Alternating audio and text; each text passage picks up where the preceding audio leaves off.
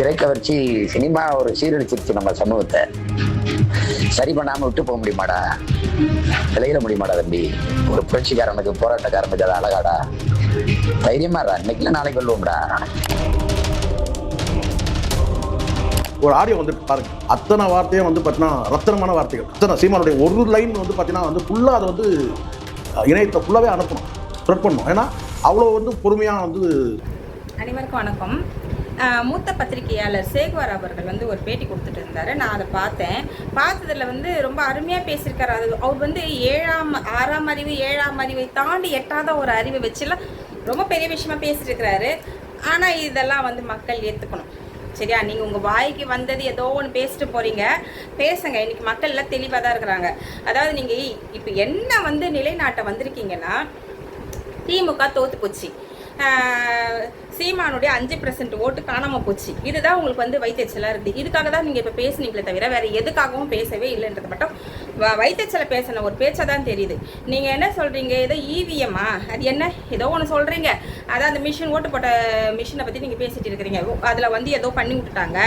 ஏங்க, கொஞ்சமாவது யோசிக்க மாட்டிங்களா? இந்த மத்திய அரசாங்கமும் மாநில அரசாங்கமும் 50 வருஷமாக ஆட்சி ஆண்டவங்க கண்ணில் மண்ணத்துக்கு போட்டு விட்டுட்டு இன்னைக்கு வந்து பல்லு முளைக்காத ஒரு புள்ள வந்து அதாவது நான் ஏன் அப்படி கிண்டலாக சொல்கிறேன்னா, இப்போ தான் வராரு அரசியலுக்கு, அதனால குழந்தைன்னு சொல்லுவாங்க. அந்த மீனிங்கில் சொல்கிறேன் நான். இவர் வந்து உங்களை எல்லாரையும் அடிச்சத்துக்கு தூர போட்டு போயிட்டார். இது தானே கதை. இதுக்கு கதைகள் வந்து வேறு ஒன்றுமே இல்லைங்க. இது கதை இந்த வந்து 7ஆம் அறிவு 6ஆம் அறிவுலாம் ஒன்றுமே கிடையாது. ஒரே ஒரு அறிவு தான். புத்திசாலித்தனமாக என்ன பண்ணியிருக்காங்க மக்கள், அவங்களுக்கு வந்து அதாவது இந்த திராவிட கழகமே வந்துட்டு இருக்குது, புதுசாக ஒன்று வரணுன்ற ஒரே ஒரு எண்ணத்தில் தான் இந்த ஓட்டை போட்டிருக்காங்களே தவிர மற்றபடி வேறு எதுவுமே இல்லை. இன்னொன்று, அவருக்கு ரசிகர் கூட்டம் அதிகமாக இருக்குது. அந்த ரசிகர் கூட்டம் போட்டிருக்கலாம். இன்னொன்று என்னென்னா, நீங்கள் சொல்கிறீங்க ஓட்டு போட்டுட்டு 2 நாளாக அப்படியே அமைதியாக இருந்தது தமிழ்நாடு, எந்த மூச்சு பேச்சு. என்னங்க பேச்சு பேசிட்டு இருக்கிறீங்க நீங்களாம்? என்ன பேசிட்டு இருக்கிறீங்க? ஓட்டு போட்டு 10 நாள் கழித்து தான் கவுண்டிங். அப்போ இந்த 2 நாள் ஓட்டு போட்டு அமைதியாக தான் இருப்பாங்க. அதுவும் இல்லாமல் விஜய் கட்சியில் இருக்கிறவங்க எல்லாமே இளைஞர்கள். அவங்க என்ன பண்ணுவாங்கன்னா, 2-3 நாள் அமைதியாக இருந்துட்டு அதுக்கப்புறம் நான் ஓட்டு போட்டேன்னு சொல்லிட்டு மீடியாவில் வந்து ஏதோ விளையாட்டுத்தனமாக பேசிட்டு இருக்காங்க. அவங்களுக்குலாம் அனுபவங்கள்லாம் கம்மி, இதெல்லாம் செஞ்சுட்டு தான் இருக்கிறாங்க, இல்லைன்னு சொல்லலை. அதுக்காக அதுக்கும் இதுக்கும் எல்லாமே சம்மந்தப்படுத்தி பேசுறதெல்லாம் வந்து ரொம்ப குழந்தைத்தனமா இருக்குது, பைத்தியக்காரத்தனமா இருக்குது. என்னதான் நீங்க சொல்லிட்டு இருக்கீங்களா? அதுக்கப்புறம் என்ன சொல்றீங்க? அவர் வந்து வின் பண்ணிட்டாரு, வின் பண்ணிட்ட உடனே மறுபடியும் வந்து அமைதியா இருக்குது தமிழ்நாடு, என்ன வெட்டுக்குத்து நடத்தணுமா? ஏங்க, இதுக்கு முன்னாடி அதிமுகவும் சரி திமுகவும் சரி ஜெயிக்கும் போது இவங்கெல்லாம் வந்து அனுபவசாலிங்க, பல விஷயங்கள் பார்த்து வந்தவங்க. அவங்க என்ன பண்ணுவாங்கன்னா, வெற்றி பெற்றாக்கா பெரிய விசேஷமாக அதை கொண்டாடுவாங்க.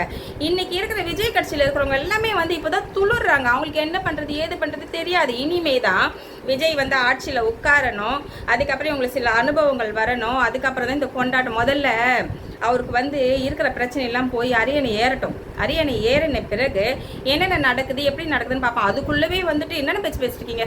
சூப்பராக பேசுனீங்க. ஒரு விஷயம் மட்டும், திமுக அதாவது நம்ம விஜயகாந்த் ஒய்ஃப் பிரேம்லதா மேடம் சொன்னாங்க, சூப்பராக சொன்னாங்க. எப்படின்னா, திமுக ஆட்சியில் என்ன சொல்ல முடியும்? போதை கலாச்சாரமும் பெண்களுக்கு பாதுகாப்பு இன்மையும் இது மட்டும் தான் அதிகமாக இருக்குது. அதே வார்த்தை நீங்களும் சொல்லிட்டீங்க. ஏங்க, இது 2 போதுங்க. இது 2 போதும் ஒரு கட்சி வந்து தூக்கி தூர போடுறதுக்கு. சரியா? இதை விட பெரிய விஷயம் ஒன்று நடக்க போது நீங்கள் சொல்கிறீங்க. ஏன் நீங்கள் நடத்த போகிறீங்களா? சொல்லி கொடுக்குறீங்களா? இல்லை தமிழ்நாட்டை வந்து இன்னும் சீர்குலைவு பண்ணணும்னு நினைக்கிறீங்களா? வேண்டாம், தயவு செஞ்சு விட்டுருங்க. யார் ஜெயிச்சு வராங்க, ஆட்சி எப்படி இருக்குது, அவங்க ஆட்சி எப்படி ஆள்றாங்கன்னு மக்கள் பார்ப்பாங்க. மக்கள் பார்த்துட்டு நல்லா இருந்தால் மறுபடியும் அவங்க வருவாங்க. ஆட்சி சரியில்லை தூரத்துக்கு போடுவாங்க. மக்கள் வந்து தெளிவாக இருக்காங்க. இன்றைக்கி தமிழ்நாட்டில் வந்து இன்னொன்று சொல்கிறேன், சீமான் வந்து 5% கூட எடுக்கல. இதுக்கு காரணம் வந்துட்டு துரோகிங்க. யார்? பாரிசாலன்னு நீங்கள் சொல்கிறீங்க. பாரிசாலனுடைய ஸ்பீச் நான் கேட்டால் அருமையாக தான் இருந்தது. அவர் ஒன்றும் தப்பாலாம் ஒன்றுமே பேசல, முதுகுலையும் குத்தலை. சரியா? அவருடைய ஸ்பீச்சு அழகாக தான் இருந்தது. அவருடைய பேச்சை வந்து நீங்கள் வந்து தப்புன்னு சொல்கிறீங்க.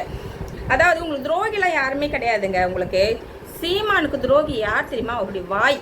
அந்த வாய் வந்து என்ன பண்ணுதுன்னா, எப்போ பார்த்தாலும் தரக்குறைவாகவே பேசுது. அவர் கூட வச்சிருக்கிறார் பாருங்க, சாட்டி துரைமுருகனா, அவரை வந்து அசிங்கமாக தான் பேசுகிறாங்க. எங்கள் சபையிலன்னு பேசும்போது, மீடியாவில் பேசும்போது இந்த எல்லாரும் பார்க்குறாங்கன்னு போது அதில் வந்து நாகரிகத்தை இன்னைக்கு வந்து எல்லாருமே எதிர்பார்க்குறாங்க. நாட்டு மக்கள் எல்லாருமே நல்லா படிச்சுட்டு டீசெண்டாக இருக்கிற இந்த சூழ்நிலையில் சும்மா வந்துட்டு அவன் மல்லி வாங்கி தருவானா, இவன் அல்வா வாங்கி தருவானா, விஜய் வந்தாக்கா வந்து பட்டு புடவையின் தாலியை வாங்கி கொடுத்துருவாரேன்ற ஒரு கருத்தை ஒன்று சொன்னீங்க. அதாவது ஒரு தலைவன் வந்தாக்கா நான் வந்து உங்களுக்கு தலைவனா நின்று ஒரு சகோதரனா நின்று இதெல்லாம் செய்வேன் தான் அந்த தம்பி சொன்னாரே தவிர, விஜய் சொன்னாரே தவிர, இதுக்கு வந்து ஒரு கருத்தை தெரிவித்து நீங்கள் கேவலமாக பேசுகிறீங்க. பாரு, உங்களோட பேச்சு, உங்களோட வாய் தான் உங்களுக்கு எதிரியை தவிர மற்றபடி யாருமே உங்களுக்கு எதிரியே கிடையாது.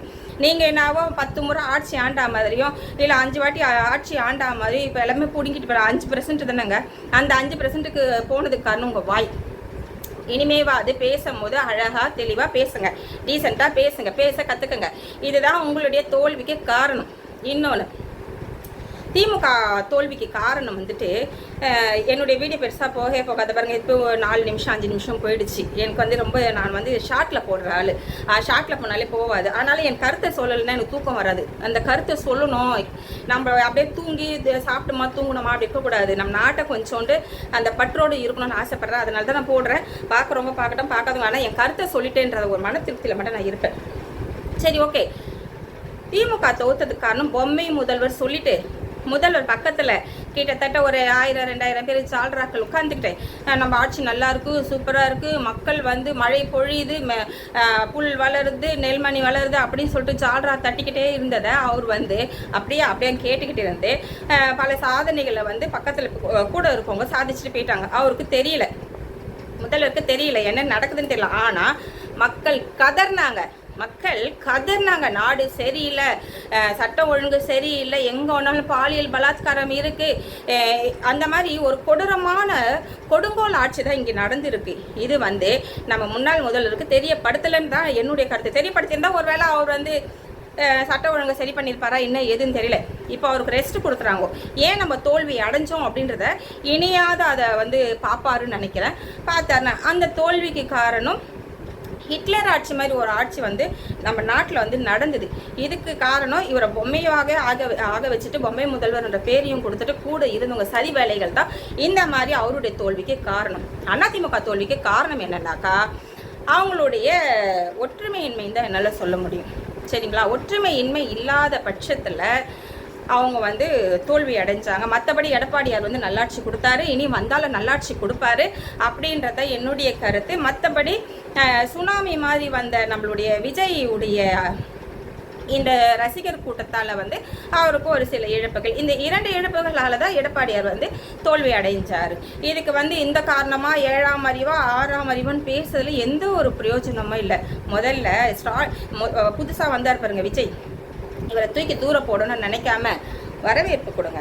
நான் என்னுடைய லாஸ்ட் கருத்து என்னென்னா, நம்ம அதிமுக எடப்பாடியார் வந்து இணைஞ்சா ரொம்ப நல்லா இருக்கும் அப்படின்னு தான் நான் நினைக்கிறேன். மற்றபடி இது என்னோட சின்ன கருத்தாக இருக்கலாம், என்னுடைய சின்ன புத்தி, எனக்கு வந்து அனுபவங்கள் கம்மின்ற தொட்டு எனக்கு அந்த எண்ணங்கள் இருக்குது. அது ஏற்றுப்பீங்களோ ஏற்றுக்க மாட்டீங்களோ, ஏற்றுக்கணும்னு சொல்லலை. ஏன்னா நான் என்னுடைய பேச்சு வந்து சபையேறுமா.